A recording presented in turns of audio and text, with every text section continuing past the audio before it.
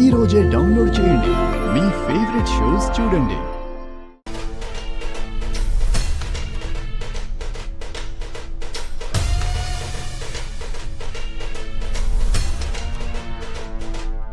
పెళ్లి విషయంలో నువ్వు ఇప్పటి వరకు నీ నిర్ణయాన్ని చెప్పడం లేదు. అందుకే మాతాజీని కలవడానికి వెళ్తున్నాము.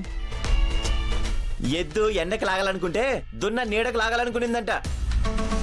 మేమేదో నీకు మంచి చేయాలని ఆలోచిస్తుంటే నువ్వేమో మేము నీకు అన్యాయం చేస్తున్నాం అనుకుంటున్నాం. అందుకే ఈరోజు అటో ఇటో తేలిపోతుంది. నీకు బలవంతంగా పెళ్లి చేస్తున్నామనే చెడ్డ పేరు మాకెందుకు శ్రీకర్? మా ఆయన నువ్వు పెళ్లి చేసుకోవడం వలన మాకేమైనా రూపాయి లాభమా ఏంటి? లాభం లేనిదే నువ్వు ఏ పని చెయ్యవు కదా నిహారిక. చూసావా గ్రాని, ఇంట్లో మనిషి ఎలా అంటున్నాడు? టైం అవుతుంది, వెళ్దాం పదవేదా.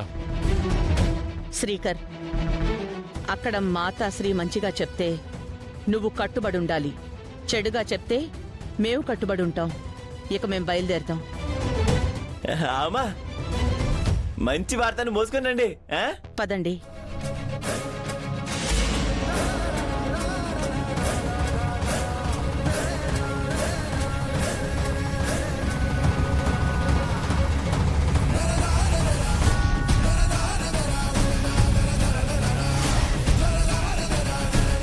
శుభమా అంటూ బయటికి బయలుదేరారు. ఆ శుభంలో అడ్డొచ్చారు. కొడుకు మనసుని మార్చడానికి మాతాశ్రీని కలవడానికి వెళ్తున్నారా వేదవతి గారు? మరోసారి డిఎన్ఏ టెస్ట్ చేస్తే నిజానిజాలేంటో నీకు తెలుస్తాయని అంటుంటే అందుకు నువ్వు ఒప్పుకోవడం లేదు. విడాకులన్నా, అక్షయ్ను వదిలేమన్నా, కోడల్ని వదిలించుకోవడానికి చివరికి ఇంతలా దిగజారిపోయావు. దిగజారేలా చేసింది నువ్వు, మేము కాదు. మీరు ఎన్ని ప్రయత్నాలు చేసినా సార్ మేడం విడిపోరు. ఏ ఎండకు ఆ గొడుగు పట్టినట్టు నువ్వే ఇంట్లో ఉంటే ఆ ఇంటి మాటలు మాట్లాడతావే బాబు. మామూలు దాన్ని కాదు, మహా ముదురువి. నీకంటే మీ అమ్మ కంటేనా? భలే చెప్పావమ్మా. అమ్మా, నా మనసు గాలికి రెపరెపలాడుతున్న దీపంలా ఉంది. నేను అడిగినట్టు సమయం తీసుకోకుండా ఎందుకు ఇలా తొందరపాటు నిర్ణయాలను తీసుకుంటున్నారు? దయచేసి ఆగిపోండి. మీరు వెళ్ళినా అక్కడ ఏం జరుగుతుంది? అవని శ్రీకర్ల బంధమే బాగుంటుంది అని చెప్తుంది.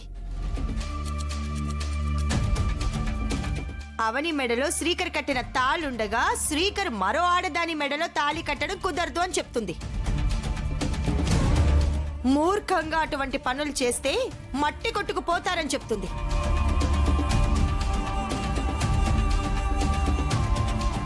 ఇంతవరకు చెల్లించుకున్న మూల్యం చాలదా, ఇంకా చెల్లించుకుందామని అనుకుంటున్నారా అని చెప్తుంది.